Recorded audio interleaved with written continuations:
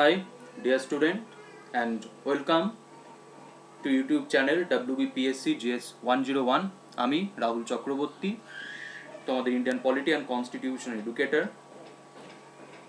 এই চ্যানেলে আমি তোমাদের সাথে যে বইয়ের তথ্য আলোচনা করছি সেই বইটা হচ্ছে অতি গুরুত্বপূর্ণ বই, যে বইটা তোমরা প্রত্যেকেই ফলো করো, প্রত্যেকের কাছেই যে বইটা রয়েছে, ইন্ডিয়ান পলিটি এম লক্ষ্মীকান্ত।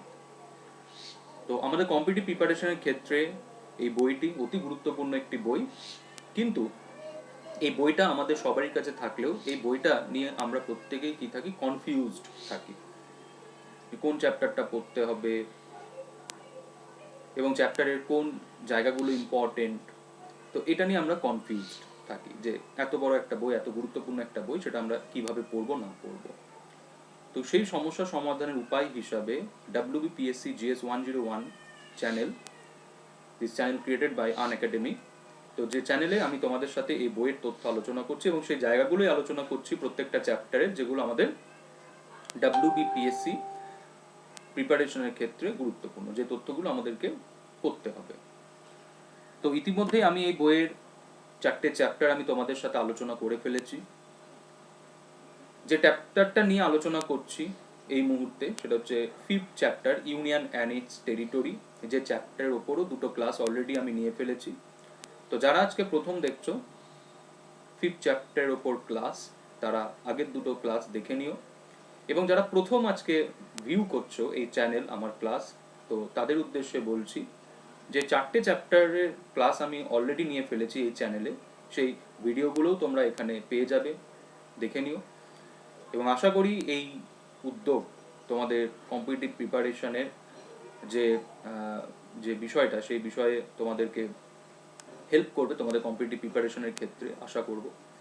এবং অবশ্যই এই চ্যানেল তোমরা সাবস্ক্রাইব করো, লাইক করো এবং শেয়ার করো। এবং তার পাশাপাশি আনএকাডেমি লার্নিং অ্যাপ ডাউনলোড করো।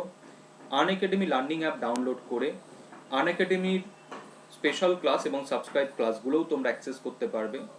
এই মুহূর্তে WBPSCর প্রত্যেকটা এক্সামের ওপর আনএকাডেমিতে কোর্স লঞ্চ করা হয়েছে। প্রত্যেকটা এক্সামের ওপর, মিসলেনিয়াস, WBCS, ক্লার্কশিপ, প্রত্যেকটা এক্সামের ওপর এখানে কোর্স লঞ্চ করা হয়েছে। আনএকাডেমির টপ এডুকেটররা এই সমস্ত কোর্সে ক্লাস নিয়ে থাকেন এবং গাইড করে থাকেন প্রত্যেকটা সাবজেক্টের ক্ষেত্রে, কিভাবে পড়তে হবে না পড়তে হবে, কী করে স্কোর করবে, কোন জায়গাগুলো থেকে আমাদেরকে নিজেদেরকে আটকাতে হবে ভুল করা থেকে।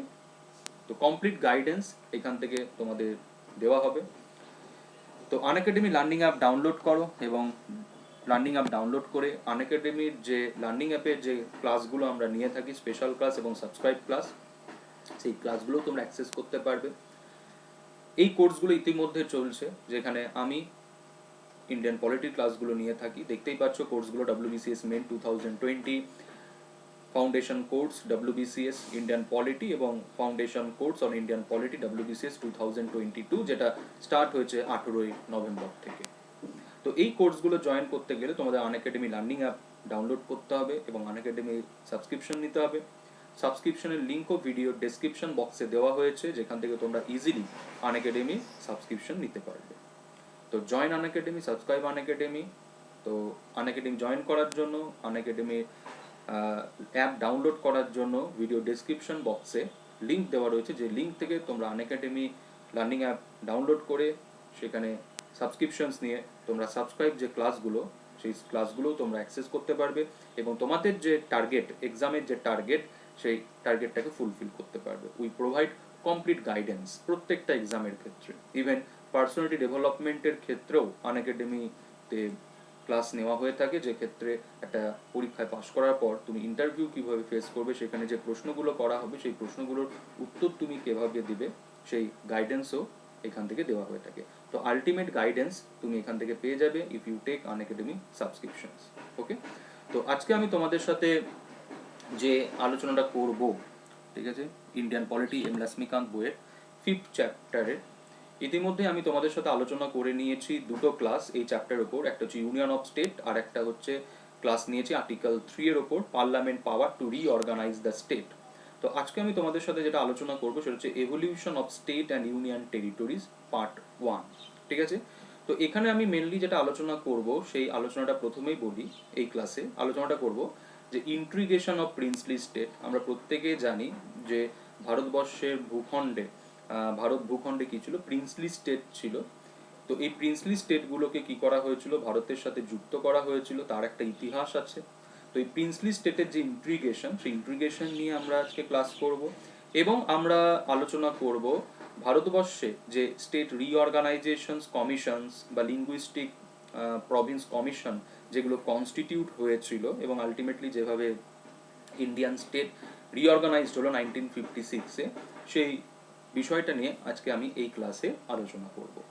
তো আজকের topic evolution of state and union territory part 1। তো প্রথমেই আমি তোমাদের সাথে যেটা আলোচনা করব সেটা হচ্ছে ইন্টিগ্রেশন অফ প্রিন্সলি স্টেট। তো প্রথম তথ্য যেটা আমরা এম লক্ষ্মীকান্ত বই থেকে পাচ্ছি এই ইন্টিগ্রেশন অফ প্রিন্সলি স্টেটের ওপর, সেই তথ্যটা আমি তোমাদের সাথে প্রথমে আলোচনা করব। তো দেখো কি বলা হচ্ছে। বলা হচ্ছে at the time of independence India comprised two categories of political unit, namely British province and princely state. তো অ্যাকচুয়ালি ব্রিটিশরা বা ব্রিটিশ ইন্ডিয়াকে দুটো ভাগে ভাগ করে ব্রিটিশ কি করতো, শাসন করতো। মানে সোজা কথায় ভারতকে দুই ভাগে বিভক্ত করে ব্রিটিশ কি করতো, ভারতবর্ষ শাসন করতো। একটাকে আমরা বলি হচ্ছে ব্রিটিশ প্রভিন্স, আর একটাকে আমরা বলছি প্রিন্সলি স্টেট।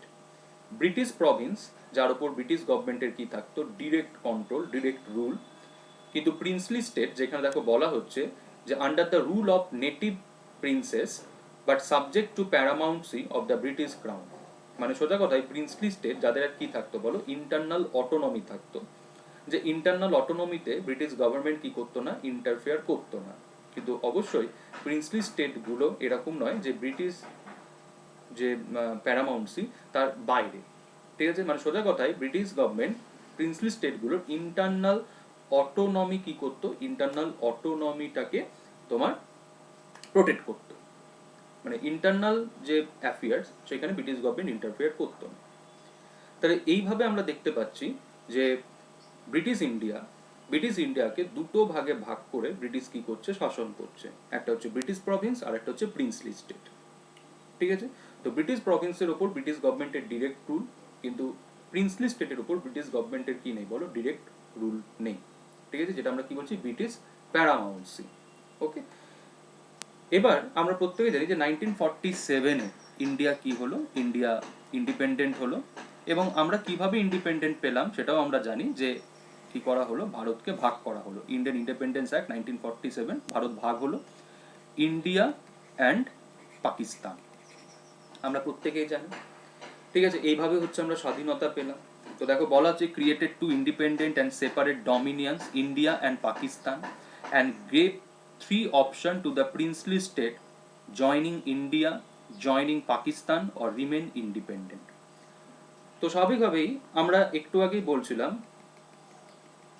যে ব্রিটিশরা ভারতকে দুটো ভাগে ভাগ করে কি করেছে, শাসন করেছে। একটাকে আমরা কি বলছি, একটাকে আমরা বলছি ব্রিটিশ প্রভিন্স, তাই তো, আর একটাকে আমরা বলছি প্রিন্সলি স্টেট।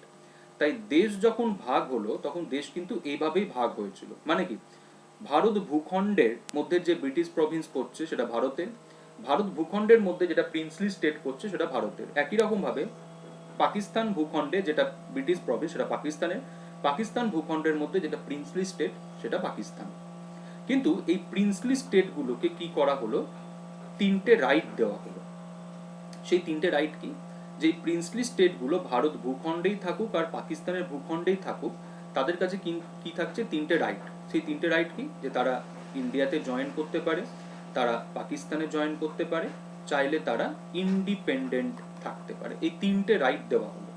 তাহলে এরকম কিন্তু কোনো রাইট ব্রিটিশ প্রভিন্সকে কিন্তু দেওয়া হয়েছিল। ব্রিটিশ প্রভিন্স বাউন্ডারি যখন কি করা হচ্ছে, ড্র করা হচ্ছে, তখন ব্রিটিশ প্রভিন্স যেটা ইন্ডিয়ার বাউন্ডারির মধ্যে পড়ছে সেটা ইন্ডিয়ার, যেটা পাকিস্তানের বাউন্ডারির মধ্যে পড়ছে সেটা পাকিস্তানের। কেন ব্রিটিশ প্রভিন্সের কোনো চয়েস ছিল না? কারণ ব্রিটিশ প্রভিন্স মানে হচ্ছে কি বলো, যেটা হচ্ছে ব্রিটিশ গভর্নমেন্টের ডিরেক্ট রুলে, ব্রিটিশ গভর্নমেন্টের ডিরেক্ট রুলে। কিন্তু প্রিন্সলি স্টেট, যার আমরা কি বলছিলাম বলো, যেটা বলছিলাম যে প্রিন্সলি স্টেটগুলোর কি থাকছে, ইন্টারনাল কি থাকছে, অটোনমি থাকছে, যে তাদের ইন্টারনাল অ্যাফেয়ার্সে ব্রিটিশ গভর্নমেন্ট কি করছে না, ইন্টারফেয়ার করছে না। তাই প্রিন্সলি স্টেটগুলো যখন যখন ইন্ডিয়া ইন্ডিপেন্ডেন্ট হলো, দেশ যখন ভাগ হলো, এই প্রিন্সলি স্টেটগুলো কিন্তু কি হয়ে গেল, ইন্ডিপেন্ডেন্ট হয়ে গেল। কারণ যখন ব্রিটিশ যখন কি করছে, ভারত থেকে তাদের ক্ষমতা যখন তুলে নিচ্ছে, ভারতকে যখন স্বাধীনতা দিচ্ছে, তখন ব্রিটিশ প্যারামাউন্সি প্রিন্সলি স্টেটগুলোর উপর থেকে কি বলো চলে গেল। মানে কি, প্রিন্সলি স্টেটগুলোর উপর ব্রিটিশ গভর্নমেন্টের আর কি নেই, কোনো অধিকার নেই। তারা ব্রিটিশ গভর্নমেন্টের সঙ্গে চুক্তিবদ্ধ নয়। প্রিন্সলি স্টেটগুলো সমস্ত চুক্তির কি হলো, অবসান হলো ব্রিটিশ গভর্নমেন্টের সাথে প্রিন্সলি স্টেটগুলো। তাহলে স্বাভাবিকভাবেই ব্রিটিশ গভর্নমেন্ট প্রিন্সলি স্টেটগুলোর ওপর কি করলো না বলো, কোনো কিছু চাপিয়ে দিতে পারলো না। তাই তাদের ওপর চয়েস ছেড়ে দেওয়া হলো যে তারা ঠিক করবে যে তারা পাকিস্তানে থাকবে না ইন্ডিয়াতে থাকবে না ইন্ডিপেন্ডেন্ট থাকবে। তারা যতই পাকিস্তানের বাউন্ডারির মধ্যে থাকুক বা ইন্ডিয়ার বাউন্ডারির মধ্যে থাকুক। তো স্বাভাবিকভাবেই তাহলে একটা সমস্যা, সেই সমস্যাটা কি, সেই সমস্যাটা হচ্ছে এটাই যে প্রিন্সলি স্টেট দেখা যাচ্ছে যেগুলো ইন্ডিয়ার বাউন্ডারির মধ্যে, ঠিক আছে, সেই ইন্ডিয়ার বাউন্ডারির মধ্যে থাকলেও তাদের কাছে অপশন আছে কি বলো, তারা পাকিস্তানে জয়েন করতে পারবে, তারা চাইলে ইন্ডিপেন্ডেন্ট থাকতে পারবে। তো এরকমই দেখো বলছে এম লক্ষ্মীকান্ত বইয়ের যে information, 552 princely state situated within the geographical boundary of India. মানে কি, ভারতের যে বাউন্ডারি, এই যে ভারত ভূখণ্ডের মধ্যে টোটাল প্রিন্সলি স্টেট আমরা দেখতে পাচ্ছি কতগুলো, 552, যার মধ্যে বলছে 549 প্রিন্সলি স্টেট জয়েন্ট ইন্ডিয়া, যার মধ্যে 549 প্রিন্সলি স্টেট কি করলো, ইন্ডিয়ার সাথে জয়েন করলো। হ্যাঁ, জয়েন কিভাবে করলো, তার প্রসিডিওরটা কি ছিল, তার মেকানিজমটা কি ছিল। Maximum princely state were joined in India by instrument of accessions. ইনস্ট্রুমেন্ট অফ অ্যাক্সেশনস মানে কি, এগ্রিমেন্ট, ঠিক আছে। তো maximum princely state were joined in India by instrument of অ্যাক্সেশনস মানে এগ্রিমেন্ট, ভারত সরকারের সাথে প্রিন্সলি স্টেটগুলোর এগ্রিমেন্ট, ঠিক আছে। তো 552 ইন্ডিয়ার জিওগ্রাফিক্যাল বাউন্ডারির মধ্যে টোটাল আমরা প্রিন্সলি স্টেট দেখতে পাচ্ছি কতগুলো, 552, যার মধ্যে ভারতের সাথে যুক্ত হলো কত, 549। এবং ম্যাক্সিমাম প্রিন্সলি স্টেট ভারতের সাথে যুক্ত হলো যে মেথডে, সেটা হচ্ছে instrument of accessions. Okay, and the remaining three, Hyderabad, Junagadh and Kashmir, refused to join India. তিনটে প্রিন্সলি স্টেট কি করলো, রিফিউজ করলো যে তারা ইন্ডিয়ার সাথে জয়েন করবে না। কিন্তু পরবর্তীকালে এই তিনটে প্রিন্সলি স্টেটও কিন্তু ইন্ডিয়ার সাথে কি করেছিল, জয়েন করেছিল। যেখানে তোমরা দেখতেই পাচ্ছ এখানে ইনফরমেশন দেওয়া হচ্ছে, Hyderabad by means of police actions, Junagadh by means of referendum, Kashmir by instrument of accessions. তো পরবর্তীকালে এই তিনটে প্রিন্সলি স্টেটও ইন্ডিয়ার সাথে জয়েন করেছিল। কিন্তু হায়দ্রাবাদের ক্ষেত্রে আমরা দেখতে পাচ্ছি যে মেথডটা অ্যাপ্লাই হলো পুলিশ অ্যাকশনস, আর্মি। জুনাগড়ের ক্ষেত্রে রেফারেন্ডাম মানে হচ্ছে গণভোট, কারণ জুনাগড় বলেছিল জুনাগড় পাকিস্তানে জয়েন করবে। তো সেই কারণে জুনাগড়ে কি করা হলো, গণভোট নেওয়া হলো। তো সেই গণভোটে দেখা যাচ্ছে জুনাগড়ের যারা বাসিন্দা তারা প্রত্যেকেই কি করলো, ভারতের পক্ষে ভোট দিল। তাই জুনাগড় ভারতের সাথে যুক্ত হলো, রেফারেন্ডাম, গণভোট। আর কাশ্মীর ইনস্ট্রুমেন্ট অফ অ্যাক্সেশন মানে কি, চুক্তি হলো রাজা হরি সিং এর সাথে গভর্নমেন্ট অফ ইন্ডিয়া 1947, এবং যার ফলে কাশ্মীর কি হলো, ভারতের সাথে যুক্ত হলো। তো আউট অফ 552 প্রিন্সলি স্টেট যেগুলো ইন্ডিয়ান বাউন্ডারির মধ্যে সিচুয়েটেড, 552 প্রিন্সলি স্টেটই কিন্তু ইন্ডিয়ার সাথে যুক্ত হলো, ঠিক আছে। কিন্তু এই যে প্রিন্সলি স্টেটের যে ইন্টিগ্রেশন, সেটা কিন্তু খুব সহজ ছিল না, হয়তো তোমরা অনেকেই জানো। তো এই যে ইন্টিগ্রেশন, প্রিন্সলি স্টেটের যে ইন্টিগ্রেশন, এই ইন্টিগ্রেশনের ক্ষেত্রে কিন্তু দুজন ব্যক্তি গুরুত্বপূর্ণ ভূমিকা পালন করেছিলেন। একজন হচ্ছে সেই সময়ের হোম মিনিস্টার শ্রী সর্দার বল্লভভাই প্যাটেল এবং হোম সেক্রেটারি ভিপি মেনন, ঠিক আছে। এই দুটো নাম খুবই গুরুত্বপূর্ণ এই ইন্টিগ্রেশনের ক্ষেত্রে। হোম মিনিস্টার শ্রী সর্দার বল্লভভাই প্যাটেল এবং home secretary Shri VP Menon. They played a great role for integration of princely state with India. Sardar Vallabhbhai Patel and VP Menon, Home Secretary and Home Minister that time. ওকে, তো এইভাবে আমরা কি করলাম, প্রিন্সলি স্টেটগুলোকে ভারতের সাথে integrate করলাম। তার মানে কি, ইন্ডিয়ান যে টেরিটরি, সেই টেরিটরিটাকে আমরা কিন্তু কি করলাম, ইন্টিগ্রেট করলাম। মানে কোনোই প্রিন্সলি স্টেটকে কিন্তু আমরা ইন্ডিয়ান বাউন্ডারির বাইরে কি করতে দিলাম না বলো, মানে বেরিয়ে যেতে দিলাম না। যে কটা প্রিন্সলি স্টেট ইন্ডিয়ান বাউন্ডারির মধ্যে এক্সিস্ট করছিল, প্রত্যেকটাকেই কিন্তু আমরা আমাদের টেরিটরির সাথে কি করতে পারলাম বলো, যুক্ত করতে পারলাম। এবং আবারও বলছি, Sardar Vallabhbhai Patel and BP Menon played great role for this purpose. Okay, next এবার আমরা যে জায়গাটা আলোচনা করব সেই জায়গাটা হচ্ছে এটাই যে এই যে প্রিন্সলি স্টেটগুলো যে ভারতের সাথে যুক্ত হচ্ছে, এই প্রিন্সলি স্টেটগুলোকে ভারতের সাথে যুক্ত করা হলো তিনটে প্রিন্সিপালের ওপর, যেটাকে আমরা বলি প্যাটেল স্কিম। সর্দার বল্লভভাই প্যাটেলের পরিকল্পনা প্যাটেল স্কিম। কিরকম? কিছু প্রিন্সলি স্টেট যেগুলো বলতে পারো খুব ছোট ছোট প্রিন্সলি স্টেট, সেইগুলোকে কোনো না কোনো ওই স্টেটের সাথে মানে গভর্নর স্টেটের সাথে যুক্ত করা হলো। কিছু প্রিন্সলি স্টেটকে একত্রিত করে তাদেরকে নিয়ে একটা গ্রুপ তৈরি করা হলো। আর কি হলো, কিছু প্রিন্সলি স্টেটকে তোমার কি করা হলো, তোমার ওই সেন্ট্রাল অ্যাডমিনিস্ট্রেটর, ঠিক আছে, সেই হিসাবে ক্রিয়েট করা হলো। তো এইভাবে প্রিন্সলি স্টেটগুলোকে ভারতের মূল ভূখণ্ডের সাথে যুক্ত করা হলো। কিছু প্রিন্সলি স্টেটকে গভর্নর স্টেটের সাথে যুক্ত হলো, কিছু প্রিন্সলি স্টেট সেন্ট্রাল অ্যাডমিনিস্ট্রেটর হিসাবে এস্টাবলিশড হলো, এবং কিছু প্রিন্সলি স্টেট যেগুলো আয়তনে বড় সেইগুলোকে নিয়ে কি হলো, আলাদা একটা গ্রুপ হলো। তো এইভাবে আমরা দেখতে পাচ্ছি আমাদের অরিজিনাল কনস্টিটিউশনে আমরা দেখতে পাচ্ছি স্টেটগুলোকে চারটে ক্যাটাগরিতে ডিভাইডেড করা হলো। সেই চারটে ক্যাটাগরি কি? সেই চারটে category A, B, C, D, এবং টোটাল আমরা যদি বলি এ বি সি ডি করে টোটাল এক্সিস্ট করছে 29 স্টেট। তো পার্ট এ যে স্টেট সেগুলোকে আমরা বলছি governor Province of British India, মানে বেঙ্গল, বোম্বে, ঠিক আছে, মাদ্রাস, এইগুলোকে আমরা বলছি কি বলো, গভর্নর প্রভিন্স, ঠিক আছে।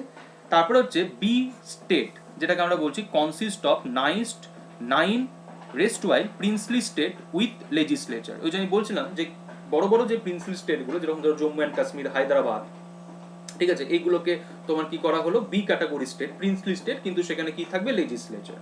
ওকে, C state consisted of restwhile chief commissioner province of British India and some restwhile princely state.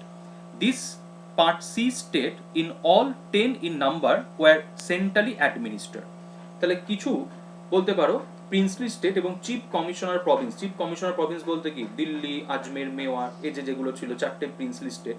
তো এই চিফ কমিশনার প্রভিন্স এবং কিছু প্রিন্সলি স্টেটকে নিয়ে কি করা হলো, সি ক্যাটাগরি স্টেট, যেটাকে আমরা বলছি সেন্ট্রাল অ্যাডমিনিস্ট্রেটর। আর ডি ক্যাটাগরি যে স্টেটটা ছিল লাস্ট, সেখানে শুধুমাত্র একটা স্টেটই এক্সিস্ট করতো, সেটা হচ্ছে আইল্যান্ড, আন্দামান অ্যান্ড নিকোবর। তো অরিজিনাল কনস্টিটিউশনে আমরা কিন্তু দেখতে পাচ্ছি কি বলো, 4 fold classification of state, A B C D. A হচ্ছে গভর্নর স্টেট, বি হচ্ছে প্রিন্সলি স্টেট, সি হচ্ছে সেন্ট্রাল অ্যাডমিনিস্ট্রেটর, আর ডি হচ্ছে অনলি আন্দামান অ্যান্ড নিকোবর। তো এই কেন এই ক্লাসিফিকেশনটা কেন, তার কারণটা হচ্ছে এটাই যে ওই যে বললাম যে এই যে প্রিন্সলি স্টেটগুলো 552টা যে প্রিন্সলি স্টেট, সেই 552টা যে প্রিন্সলি স্টেটকে যে ইন্ডিয়ার সাথে ইন্টিগ্রেট করা হচ্ছে, তো সেক্ষেত্রে প্রিন্সিপালটা কি হবে, তো সেটাকে আমরা বলছি মানে তোমার ওই প্যাটেল স্কিম, যেটাকে আমরা বলছি 3 দফা প্যাটেল স্কিম। তো প্যাটেল স্কিমে কি বলা হচ্ছে, যে যেগুলো ছোট ছোট প্রিন্সলি স্টেট সেগুলোকে গভর্নর স্টেটের সাথে মার্চ করে দাও, যেগুলো আয়তনে বড় সেগুলোকে নিয়ে একটা গ্রুপ অফ স্টেট করো, দিয়ে B category state, princely state. আবার যেগুলো আরো মানে ছোট আয়তন সেগুলোকে সেন্ট্রাল অ্যাডমিনিস্ট্রেটর এই ক্যাটাগরিতে অ্যাড করো। এইভাবে প্রিন্সলি স্টেটগুলোকে কি করা হলো, ইন্ডিয়ান টেরিটরির সাথে ইন্টিগ্রেট করা হলো, প্যাটেল স্কিম যেটাকে আমরা বলছি। তো স্বাভাবিকভাবেই এখানে এবার একটা বিষয়টা হচ্ছে এটাই যে এটা একদম বলতে পারো যে একদম আমাদের জাতীয় আন্দোলনের এটা দাবি ছিল, জাতীয় আন্দোলনের সময় থেকে এটা দাবি ছিল যে ইন্ডিয়ান যে প্রভিন্সগুলো, সেই প্রভিন্সগুলোকে কি করতে হবে, তোমার ল্যাঙ্গুয়েজের বেসিসে হচ্ছে তোমার ক্রিয়েট করতে হবে। এবং এই দাবি কিন্তু কংগ্রেসেরও ছিল। সেই কারণে দেখবে কংগ্রেসের যে আঞ্চলিক যে সংগঠনগুলো সেগুলো কিন্তু কি ছিল বলো, প্রদেশের নামে ছিল, বাংলা কংগ্রেস, বোম্বে কংগ্রেস, এইভাবে। কিন্তু যখন ইন্ডিয়া ইন্ডিপেন্ডেন্ট হলো, যখন ভারত স্বাধীন হলো, সেই স্বাধীন সরকার কিন্তু ল্যাঙ্গুয়েজের বেসিসে স্টেট ফরমেশনের ক্ষেত্রে কিন্তু কি ছিল, একটু দ্বিধাগ্রস্ত ছিল। কেন, তার কারণটা হচ্ছে এটাই যে আমরা ইন্ডিপেন্ডেন্টটা পেয়েছিলাম একটা বাজে অভিজ্ঞতার মাধ্যমে, একটা দেশ ভাগ হয়ে আমরা ইন্ডিপেন্ডেন্ট পেলাম। তাই আবার ল্যাঙ্গুয়েজের ভিত্তিতে যদি আমরা স্টেট ক্রিয়েট করি, তাহলে সেই কারণে আবার ওই রিজিওনালিজম এইসবকে প্রমোট করা হচ্ছে না, তো তার ফলে দেশটা আবার ভেঙে যাবে না। তো আমরা যদি ল্যাঙ্গুয়েজের ভিত্তিতে যদি স্টেট যদি ফর্ম করি, তাহলে সেক্ষেত্রে ইউনিটি এবং ইন্টিগ্রিটিটা আমরা মেনটেন করতে পারবো তো? তো এই সমস্ত যে চিন্তাভাবনা, সেই চিন্তাভাবনার জায়গা থেকে সেই সময়ে যারা আমাদের লিডার, তারা কিন্তু সংবিধানগতভাবে কোনো কিছু কি করলো না বলো, চাপিয়ে দিল না। যে স্টেটগুলো কিভাবে রিঅর্গানাইজড হবে, কিসের ভিত্তিতে হবে না হবে, সেটা কিন্তু চাপিয়ে দেওয়া হলো না, সেটা ছেড়ে দেওয়া হলো ভবিষ্যৎ সরকারের উপর। যে ভবিষ্যৎ সরকার ঠিক করবে যে ইন্ডিয়ান স্টেট কিভাবে রিঅর্গানাইজড হবে। যদি ল্যাঙ্গুয়েজের ভিত্তিতেই যদি ইন্ডিয়ান স্টেটগুলো যদি রিঅর্গানাইজড হয়, তো অবশ্যই হতে পারে, তো সেটা ঠিক করবে ভবিষ্যতের যে সরকার। তার জন্যই দেখবে আর্টিকেল 3, যেখানে পার্লামেন্টকে পাওয়ার দিয়ে দেওয়া হয়েছে যে parliament can form new state. তো পার্লামেন্ট যদি মনে করে, ভবিষ্যৎ ভারতের সরকার যদি মনে করে, তো কোনো স্টেট কি করতে পারে, ল্যাঙ্গুয়েজের বেসিসে ফর্ম করতেই পারে। কিন্তু এই যে ল্যাঙ্গুয়েজের ভিত্তিতে স্টেট কি করতে হবে, রিঅর্গানাইজ করতে হবে, স্বাধীনতার পরবর্তীকালেই কিন্তু এই আন্দোলন ভারতবর্ষে মাথা চাড়া দিয়ে উঠল। সেখানে দেখো বলা হচ্ছে the integration of princely state, দেখো কি বলছে, the integration of princely state with rest of India has purely an ad hoc arrangement.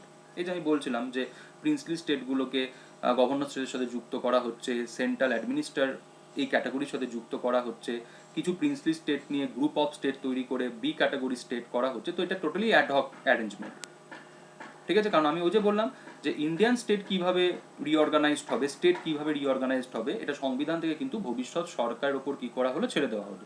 তার জন্য আমরা দেখতে পাচ্ছি কি article 3, okay, there has been a demand from different region, particularly South India, for reorganization of state for linguistic basis, ঠিক আছে? তো এই যে আমরা সংবিধানে দেখতে পাচ্ছি যে 4 ক্যাটাগরি স্টেট, ল্যাঙ্গুয়েজের ভিত্তিতে স্টেটের কি নেই বলো, প্রভিশনস নেই। তো এটা কিন্তু ভারতবর্ষের বিভিন্ন রিজিয়নে কি শুরু করলো, একটা বলতে পারো একটা অ্যাজিটেশনস, এবং মেনলি সাউথ ইন্ডিয়া। এবং দাবিটা কি, দাবিটা হচ্ছে এটাই যে স্টেটগুলোকে রিঅর্গানাইজ করতে হবে on the basis of language, okay? আচ্ছা, এবার কি বলছে, accordingly in June 1948 the government of India appointed the linguistic province commissions under the chairmanship of S.K. Dhar। 1948 এ গভর্নমেন্ট অফ ইন্ডিয়া কি করলো, একটা কমিশন অ্যাপয়েন্টেড করলো, লিঙ্গুইস্টিক প্রভিন্স কমিশন, যার চেয়ারম্যান ছিলেন SK. Dhar, to examine the feasibility of this, ঠিক আছে? তো স্বাভাবিকভাবেই 1948 এ গভর্নমেন্ট অফ ইন্ডিয়া কি করলো, একটা কমিশন অ্যাপয়েন্টেড করলো, লিঙ্গুইস্টিক প্রভিন্স কমিশন, যার চেয়ারম্যান ছিলেন এস.কে. ধর, এবং যে কমিশনের উপর এই দায়িত্বটা দেওয়া হলো যে ইন্ডিয়ান যে স্টেট, সেই স্টেটগুলো ল্যাঙ্গুয়েজের ভিত্তিতে কি রিঅর্গানাইজড করা সম্ভব, দিস ইজ পসিবল, বা যদি ল্যাঙ্গুয়েজের ভিত্তিতে যদি স্টেট রিঅর্গানাইজ যদি করতে হয় তো সেটা কিভাবে হবে। তো এই উদ্দেশ্যে 1948 এ সেই সময়ে সরকার কি করলো, একটা কমিশন অ্যাপয়েন্টেড করলো, ফার্স্ট লিঙ্গুইস্টিক প্রভিন্স কমিশন, যার চেয়ারম্যান ছিলেন এস.কে. ধর, এবং যার উপর কি করা হলো, এই দায়িত্বটা দেওয়া হলো স্টেট রিঅর্গানাইজেশনের বিষয়টা দেখার জন্য, যে স্টেট রিঅর্গানাইজড করার ক্ষেত্রে কোন ফ্যাক্টরটা আমরা গুরুত্ব দেব, ল্যাঙ্গুয়েজের উপর গুরুত্ব দিয়ে আমরা কি স্টেট রিঅর্গানাইজ করতে পারি, এটা কি সক্ষম, ঠিক আছে? তো সেই ক্ষেত্রে commission submitted it's report in December 1948 and recommended the reorganization of state on the basis of administrative convenience rather than linguistic factor। তো ধর কমিশন যেটা রেকমেন্ড করলো সেটা কি, যে ভাষার ভিত্তিতে কি হবে না, স্টেট রিঅর্গানাইজড হবে না, স্টেট যদি রিঅর্গানাইজড করতেই হয় তো সেটা করতে হবে কি প্রশাসনিক সুবিধার কথা মাথায় রেখে। তাহলে প্রশাসনিক সুবিধার কথায়, মানে প্রশাসনিক সুবিধার কথা মাথায় রেখে আমরা স্টেট কি করতে পারি, রিঅর্গানাইজড করতেই পারি, কিন্তু ভাষার ভিত্তিতে স্টেট রিঅর্গানাইজড করার কোনো রেকমেন্ডেশনস কিন্তু ধর কমিশন করলো না। তাহলে ফার্স্ট যে linguistic province commissions appointed by government of India 1948 under the chairmanship of S K. Dhar did not recommended language is the factor of reorganisation of state. তো ল্যাঙ্গুয়েজ রেকমেন্ড করলো না, did not recommend the language for reorganisation of state. যেটা recommend করলো সেটা হচ্ছে কি administrative convenience, মানে কি প্রশাসনিক সুবিধার ওপর আমরা কি করতে পারি, স্টেট রিঅর্গানাইজ করতে পারি, বাট নট ল্যাঙ্গুয়েজ। তো এর ফলে কিন্তু এই ধর কমিশনের রেকমেন্ডেশনস, এই রেকমেন্ডেশনস কিন্তু কি করলো, আবার ভারতবর্ষে একটা অস্থিরতার কি করলো, তৈরি করলো। কারণ স্বাভাবিকভাবেই একটু আগে আমরা দেখলাম যে ভারতবর্ষের বিভিন্ন রিজিয়নে এই দাবি উঠছে যে স্টেট কি করতে হবে, রিঅর্গানাইজ করতে হবে on the basis of language. তাই ধর কমিশনের যখন রেকমেন্ডেশনস আমরা দেখতে পাচ্ছি যে সেখানে রেকমেন্ড করা হচ্ছে না ল্যাঙ্গুয়েজ, তো স্বাভাবিকভাবে ভারতবর্ষে আবার কি হলো, অস্থিরতার তৈরি হলো। তো সেই পরিপ্রেক্ষিতে কংগ্রেস কমিটি কি করলো, 1948-এ কংগ্রেস পার্টি কি করলো, আবার একটা লিঙ্গুইস্টিক প্রভিন্স কমিটি অ্যাপয়েন্ট করলো ধর কমিশনের যে রেকমেন্ডেশন সেটাকে এক্সামাইন করার জন্য।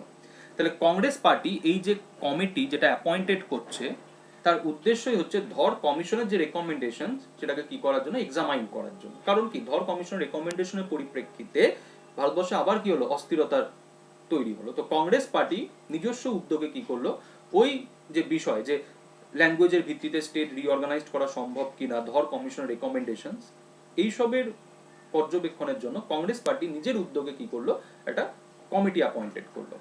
এই কমিটির মেম্বার কারা ছিলেন, জওহরলাল নেহেরু, বল্লভভাই প্যাটেল এবং পট্টবী সীতারামায়া। তার জন্যই এই কমিটিটাকে আমরা বলে থাকি JVP committee. JVP committee, Jawaharlal Nehru, Vallabhbhai Patel এবং পট্টবী সীতারামায়াকে নিয়ে কংগ্রেস পার্টি কি করলো, একটা কমিটি অ্যাপয়েন্টেড করলো। এই যে বিষয় যে স্টেট রিঅর্গানাইজেশনের যে বিষয়, যে ল্যাঙ্গুয়েজের ভিত্তিতে, ঠিক আছে, এই বিষয়ে এই কমিটিটা অ্যাপয়েন্টেড করলো। তো এই কমিটিও কিন্তু ফাইনালি দেখো যেটা রেকমেন্ড করছে বা যেটা রিজেক্ট করছে সেটা কি, যে ল্যাঙ্গুয়েজের ভিত্তিতে স্টেট কি হবে না, রিঅর্গানাইজড হবে না। তো জেভিপি কমিটিও কিন্তু রিজেক্ট করছে ল্যাঙ্গুয়েজকে।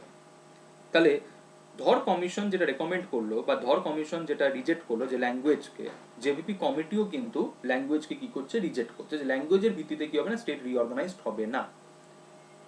তো স্বাভাবিকভাবেই ভারতবর্ষের যে অস্থিরতা, বিভিন্ন রিজিয়নে এই যে দাবি যে ভাষার ভিত্তিতে রাজ্য গঠনের, তো এই দাবি কিন্তু, এই আন্দোলন কিন্তু দিনকে দিন কি করতে, মানে দিনকে দিন কি হতে চলেছে, আরো ব্যাপক আকার নিতে চলেছে। তো এরকমই একটা আন্দোলন যেটাকে আমরা বলে থাকি বিশাল আন্ধ্রা মুভমেন্ট। বিশাল আন্ধ্রা মুভমেন্ট, বিশাল আন্ধ্রা মুভমেন্ট কিসের বিষয়ে? বিষয়টা হচ্ছে এটাই যে মাদ্রাজ প্রেসিডেন্সির যারা তেলেগু স্পিকিং পার্সন, তাদেরকে নিয়ে কি করতে হবে, আলাদা একটা রাজ্য তৈরি করতে হবে, আন্ধ্রা স্টেট। তো দেখো এটাই বলা হচ্ছে, in October 1953 government of India was forced to create the first linguistic state known as Andhra state by separating the Telugu speaking areas from the Madras state. এই যে আন্দোলনটা, এটাকে বলা হয় বিশাল আন্ধ্রা মুভমেন্ট। তো বিশাল আন্ধ্রা মুভমেন্ট রিলেটেড টু যদি আমরা বলি ফরমেশন অফ অন্ধ্র স্টেট। দাবিটা কি, মাদ্রাজ প্রেসিডেন্সির যারা তেলেগু স্পিকিং পার্সন তাদেরকে নিয়ে কি করতে হবে, একটা আলাদা স্টেট ফর্ম করতে হবে এবং সেই স্টেটটার নাম কি হবে, আন্ধ্রা।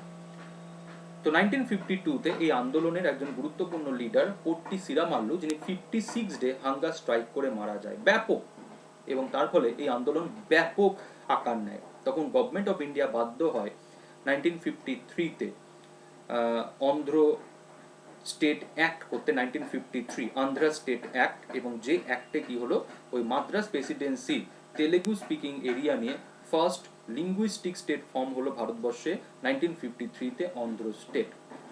এবং এই অন্ধ্র স্টেট যখন ফর্মড হলো, ফার্স্ট লিঙ্গুইস্টিক স্টেট, তখন অন্যান্য রিজিয়নের এই যে দাবি যে ভাষার ভিত্তিতে রাজ্য গঠন, সেই দাবি কিন্তু কি হতে লাগলো, আরো ব্যাপক হতে লাগলো যখন অন্ধ্র স্টেট ফর্ম হলো। তো এই পরিপ্রেক্ষিতে 1953-তে গভর্নমেন্ট অফ ইন্ডিয়া আবার একটা কমিশন অ্যাপয়েন্টেড করলো, স্টেট রিঅর্গানাইজেশন কমিশন।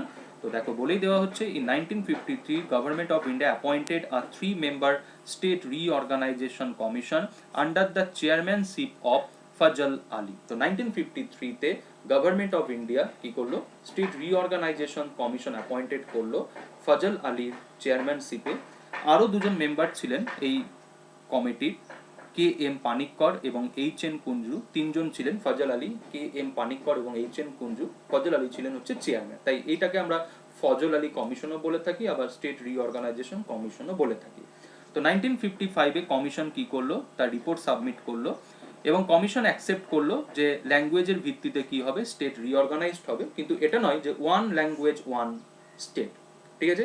সেখানে কমিশন যেটা রেকমেন্ড করলো সেটা ল্যাঙ্গুয়েজ অ্যান্ড কালচারাল হোমোজিনিটি, মানে এরকম নয় যে ওয়ান স্টেট ওয়ান ল্যাঙ্গুয়েজ, মানে এরকম নয় যে একমাত্র ওয়েস্ট বেঙ্গলে শুধুমাত্র বাংলা ভাষার মানুষজনই থাকবে, তা নয়। ঠিক আছে। তো কমিশন যেটা রেকমেন্ড করলো যে হ্যাঁ বাউন্ডারি ডিমার্কেট হবে ল্যাঙ্গুয়েজের ওপর ভিত্তিতে, ল্যাঙ্গুয়েজ এবং কালচারাল হোমোজিনিটি, বাট এটা নয় যে one state one language.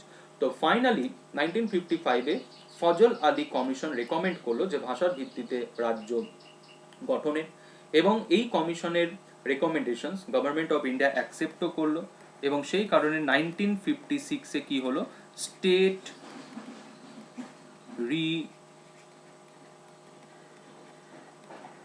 Organisation act হলো 1956-এ, এবং যে অ্যাক্টে আমরা কি দেখতে পেলাম, 14 স্টেটস এবং 6 ইউনিয়ন টেরিটরিজ হচ্ছে ফর্ম হলো।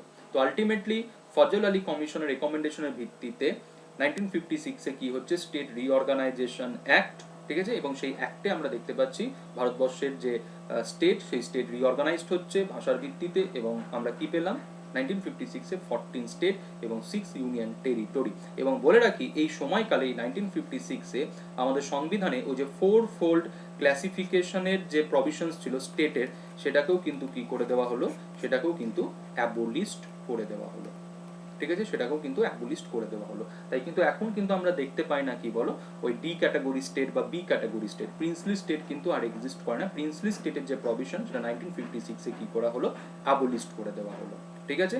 তো নেক্সট দিন আমি তোমাদের সাথে আলোচনা করব এই ক্লাসের কন্টিনিউয়েশনটা, যেটা হচ্ছে পার্ট 2, এবং পার্ট 2-তে আমি তোমাদের সাথে আলোচনা করব যেটা এই যে 1956 থেকে যে স্টেট রিঅর্গানাইজেশন স্টার্ট হলো, ঠিক আছে, সেই জায়গা থেকে আমি আলোচনা করব যে ভারতবর্ষে কবে কোন স্টেটটা ফর্মড হচ্ছে, কোন আইনে, কোন বিষয়, সেটা নিয়ে আমি নেক্সট তোমাদের সাথে আলোচনা করব নেক্সট ক্লাসে, ঠিক আছে। তো আজকে আমি তোমাদের সাথে যেটা আলোচনা করলাম সেটা হচ্ছে ইন্টিগ্রেশন অফ প্রিন্সলি স্টেট এবং স্টেট রিঅর্গানাইজেশনের যে কমিশনসগুলো, ঠিক আছে, সেইগুলো নিয়ে আলোচনা করলাম। নেক্সট দিন এই ক্লাসের কন্টিনিউশন থাকবে পার্ট 2, এবং পার্ট 2-তে আমি তোমাদের সাথে আলোচনা করব ভারতবর্ষের কোন স্টেটটা কোন সময় ফর্মড হয়েছে, কোন আইনে, ঠিক আছে, কোন স্টেট ভেঙে কোন স্টেট হয়েছে, এই জায়গাগুলো নিয়ে আলোচনা করব, ঠিক আছে। তো চ্যানেল WBPSC GS 101 এই চ্যানেল তোমরা সাবস্ক্রাইব করো, লাইক করো এবং শেয়ার করো, এবং পাশাপাশি আনএকাডেমি লার্নিং অ্যাপ ডাউনলোড করো। আনএকাডেমি লার্নিং অ্যাপ ডাউনলোড করে আনএকাডেমি জয়েন করো। আনএকাডেমি কেন জয়েন করবে তার কারণ এখানে তোমরা দেখতেই পাচ্ছ। আনএকাডেমি জয়েন করা মানে যে তুমি তোমার যে পড়াশোনার যে রুটিন, যে রুট, সেটা তুমি কি করতে পারবে, ঠিক করতে পারবে। তুমি তোমার এডুকেটর চুজ করতে পারবে, তুমি তোমার ব্যাচ চুজ করতে পারবে, তুমি তোমার কোর্স চুজ করতে পারবে, যে তুমি যে পরীক্ষার জন্য নিজেকে তৈরি করতে চাইছো সেই পরীক্ষার উপর যে কোর্স, সেই কোর্সে তুমি জয়েন করতে পারবে। তুমি তোমার পছন্দের ব্যাচ তুমি চুজ করতে পারবে এবং পছন্দের এডুকেটর। তো Unacademy gives you a full freedom তোমার পড়াশোনার ক্ষেত্রে। এর পাশাপাশি যে সুযোগটা তুমি পাবে সেই সুযোগটা হচ্ছে কি বলো, সেলফ অ্যানালাইসিস, যেখানে তুমি তোমাকে অ্যানালাইসিস করতে পারবে, তুমি নিজেকে বিচার করতে পারবে যে তোমার যে প্রিপারেশন, সেই প্রিপারেশনটা তোমার কেমন চলছে, কোন জায়গায় তোমার ঘাটতি আছে, কোন জায়গায় তোমার দুর্বলতা আছে, সেই জায়গাগুলো তুমি কি করতে পারবে, তুমি বুঝতে পারবে। কিভাবে বুঝতে পারবে, তার জন্যই দেখো test series, quiz, practice sessions, এই সমস্ত ফিচার্স আনএকাডেমিতে রয়েছে, যে ফিচার্সগুলোর মাধ্যমে তুমি প্রতিনিয়ত বুঝতে পারবে যে তোমার প্রিপারেশনটা কেমন চলছে, তুমি কতটা প্রিপেয়ার্ড হয়েছো। এবং যে কোনো পড়াশোনার ক্ষেত্রে, যে কোনো বিষয়ের ক্ষেত্রে যদি তোমার ডাউট হয়, তুমি সেই ডাউট লাইভ ক্লাসে কি করতে পারবে, তুমি তোমার এডুকেটরের সাথে সলভ করতে পারবে। সো দিস বেনিফিট তোমাকে তুমি পেয়ে যাবে if you take Unacademy subscriptions, ঠিক আছে। So join Unacademy, subscribe Unacademy and complete your preparation, ঠিক আছে, যেখানে আমরা স্ট্রাকচার্ডের কোর্স, একটা এক্সামের ওপর যে যে ক্লাসগুলো দরকার হয় সেই প্রত্যেকটা ক্লাস এখানে দেওয়া হয়। আননেসেসারি কোনো বিষয় নয় যে তুমি মিসলিনিয়াসের জন্য প্রিপেয়ার্ড হচ্ছ, তোমাকে সেই সিস্টেমটাই তোমাকে দেওয়া হবে। তুমি WBCS এর জন্য তুমি প্রিপেয়ার্ড হচ্ছে, তোমাকে সেই সিস্টেমটাই দেওয়া হবে। এরকম নয় যে মিসলেনিয়াসের সিলেবাসের বাইরে গিয়ে তোমাকে কোনো পড়ানো হবে, WBCS এর সিলেবাসের বাইরে গিয়ে তোমাকে কোনো কিছু পড়ানো হবে তা নয়। স্ট্রাকচার্ড কোর্স, ঠিক আছে, ব্যাচ কোর্সেস, এবং যেটা সব থেকে বড় গুরুত্বপূর্ণ, পার্সোনালিটি ডেভেলপমেন্ট ব্যাচ, যে আলটিমেটলি তুমি একটা পরীক্ষায় পাশ করে যখন ইন্টারভিউ ফেস করবে, সেখানে তুমি কীরকম প্রশ্নের সম্মুখীন হতে পারো এবং সেই প্রশ্নের উত্তর তুমি কিভাবে দেবে, উত্তর কী হবে, মডেল অ্যান্সার, এই বিষয়েও আমরা তোমাদের কি করে থাকবো, গাইড করে থাকবো, ঠিক আছে। তো আনএকাডেমির যে সাবস্ক্রিপশন প্ল্যান, সেই সাবস্ক্রিপশন প্ল্যান আমি তোমাদের সাথে আলোচনা করব, এবং দেখতেই পাচ্ছ যে কোন কোন এক্সামের ওপর এখানে গাইড আমরা দিয়ে থাকি প্রত্যেকটা এক্সাম। এই এক্সামগুলো তো রয়েছে, এছাড়াও ওয়েস্ট বেঙ্গল গভর্নমেন্ট যে সমস্ত এক্সামসগুলো নিয়ে থাকে সেই প্রত্যেকটা এক্সামের গাইড এখানে আমরা দিয়ে থাকি। আনএকাডেমি টপ এডুকেটার্সরা রয়েছেন তোমাদের গাইড করার জন্য, তোমাদের ক্লাস নেওয়ার জন্য। And this is the subscription plan, ঠিক আছে? এবং এই সাবস্ক্রিপশন প্ল্যানের ওপর 10% ডিসকাউন্ট অ্যাভেলেবেল আছে। সাবস্ক্রিপশনের লিঙ্ক ভিডিও ডেসক্রিপশন বক্সে দেওয়া আছে, যে ডেসক্রিপশন বক্স থেকে তোমরা ইজিলি সাবস্ক্রিপশন নিতে পারবে উইথ 10% ডিসকাউন্ট, ঠিক আছে? তো this is the subscription plan, so don't waste your time, join Unacademy, subscribe Unacademy and start your preparation right now. Okay, এই সাবস্ক্রিপশনের যে ভ্যালু এটা তোমরা ইএমআইতেও দিতে পারবে, either debit card or credit card. Credit card all bank eligible, debit card এই মুহূর্তে এইচডিএফসি ব্যাঙ্কে যারা তোমরা ডেবিট কার্ড হোল্ড করো তারা এই ইএমআই ডেবিট কার্ডেও ইএমআইতেও দিতে পারবে, আর ক্রেডিট কার্ড অল ব্যাঙ্ক। ওকে, এর পাশাপাশি আনএকাডেমি তোমাদের জন্য যে চ্যানেল ক্রিয়েট করেছে WBPSC GS 101, এই চ্যানেলও তোমরা সাবস্ক্রাইব করো, লাইক করো অ্যান্ড শেয়ার করো। এবং এই চ্যানেলে আমরা যে ক্লাস নিয়ে থাকি সেই ক্লাসগুলো যদি তোমাদের ভালো লাগে অবশ্যই লাইক করবে এবং অবশ্যই কমেন্ট করবে। তো নেক্সট ক্লাসে তোমাদের সাথে আবার দেখা হচ্ছে। সবাই ভালো থেকো, সুস্থ থেকো, গুড নাইট।